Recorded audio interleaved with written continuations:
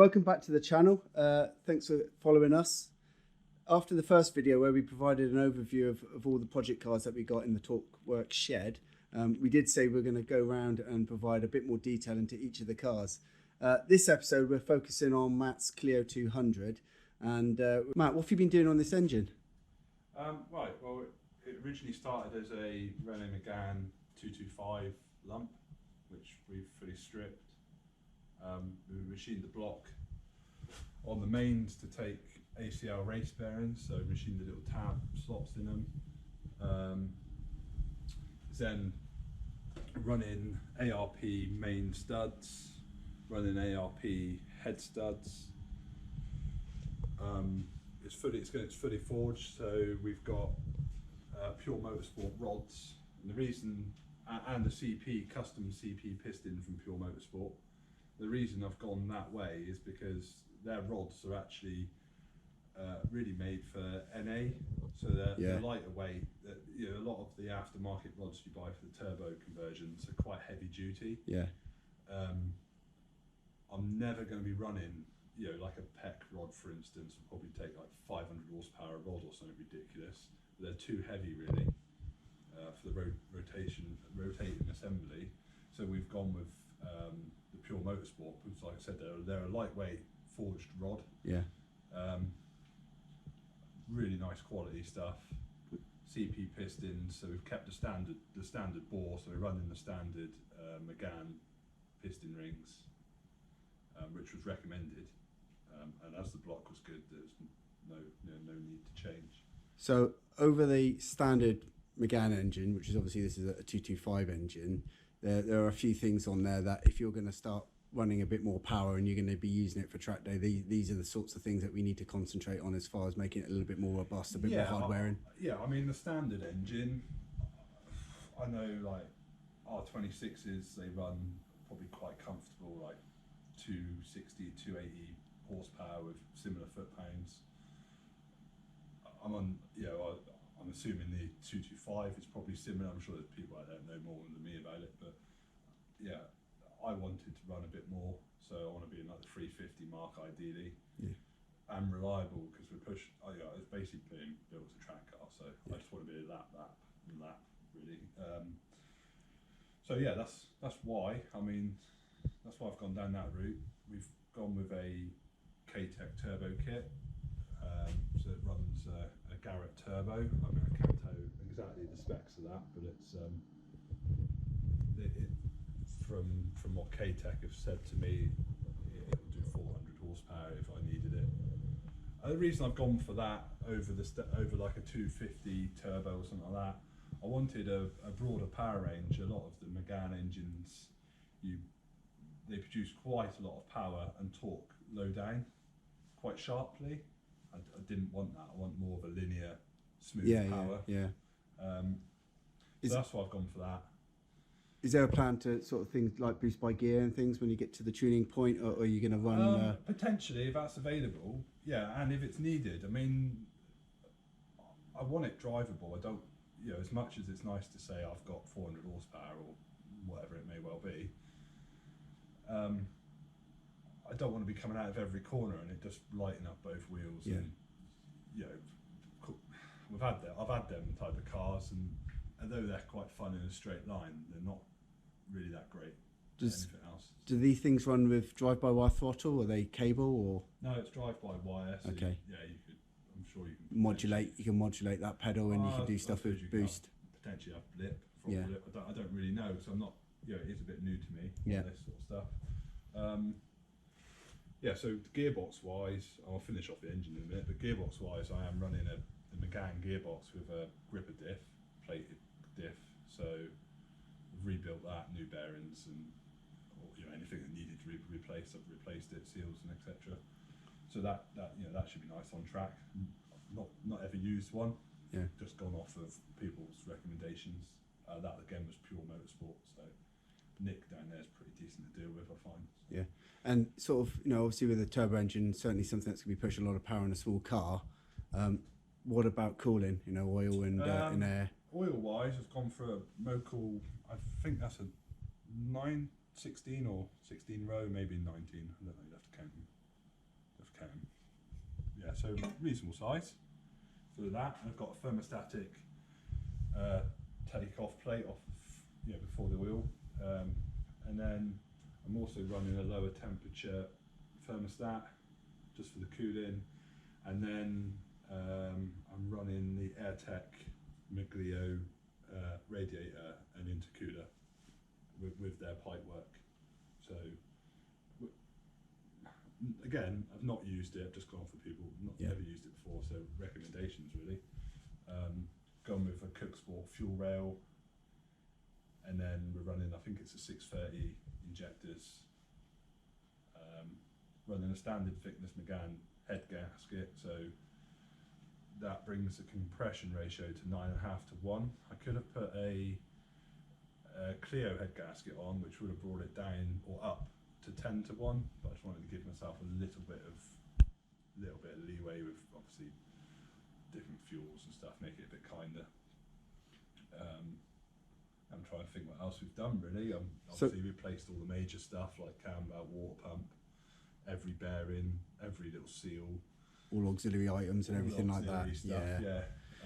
So as far as fitting this to the car, then obviously being a 2 litre 16 valve engine, which is been in 172s, 182s, it's been in the Meganns and things.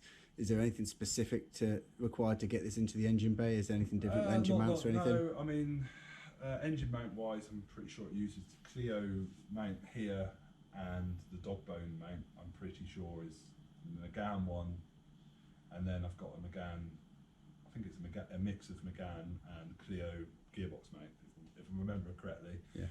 Can't remember it to be perfectly honest, but I'm pretty sure it is. Other than that, it's all genuine, Renault parts bucket as such to bolt it in and to get it running. I mean, there's nothing.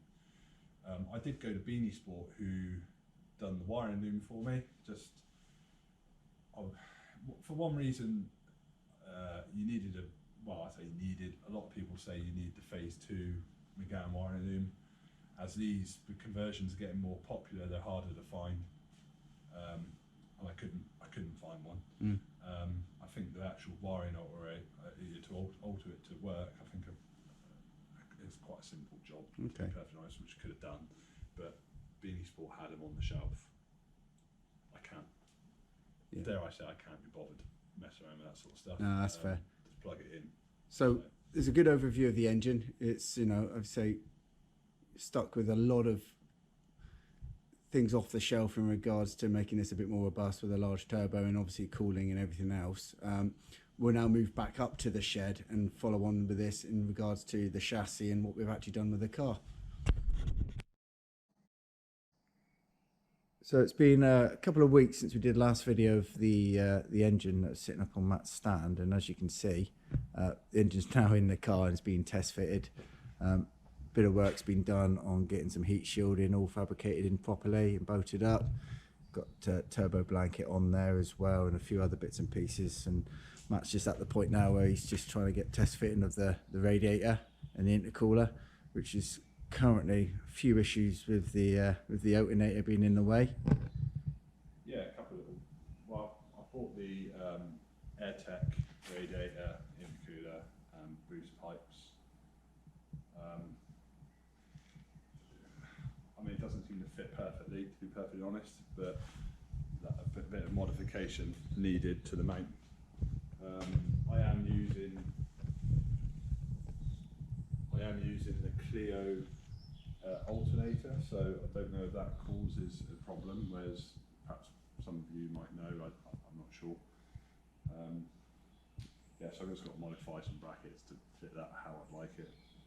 Same with the boost pipe, I've got to make the boost pipe a bit longer because I've gone with the K-Tech turbo kit, so it doesn't seem to fit perfectly again. But that's all part and parcel of modifying cars, isn't it? So it's pretty much the stuff that we got left here is stuff that we're going to kind of deal with the next couple of weeks. Yeah.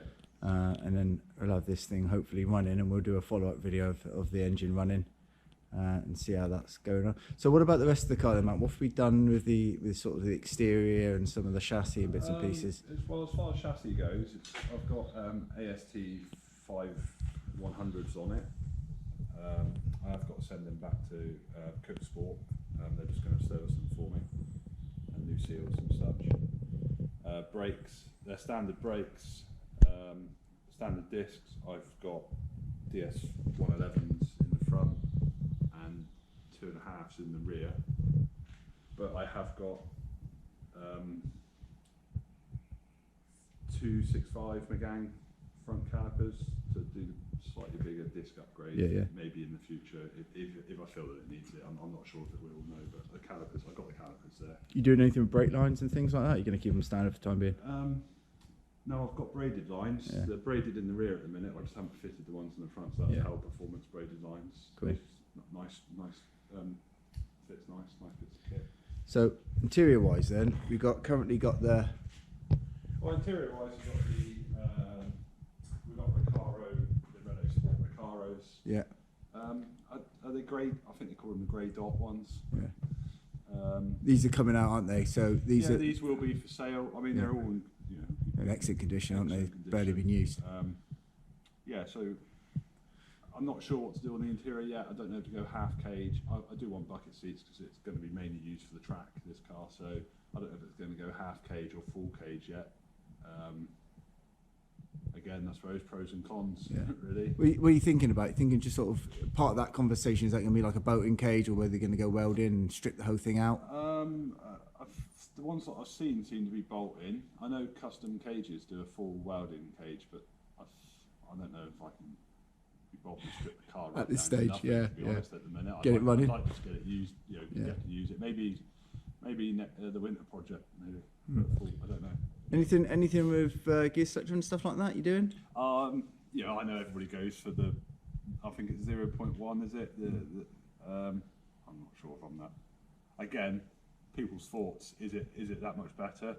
I've put the short shift on this on the gearbox, which we've done ourselves because it's easy. Just move a pin on the selector. It feels really nice.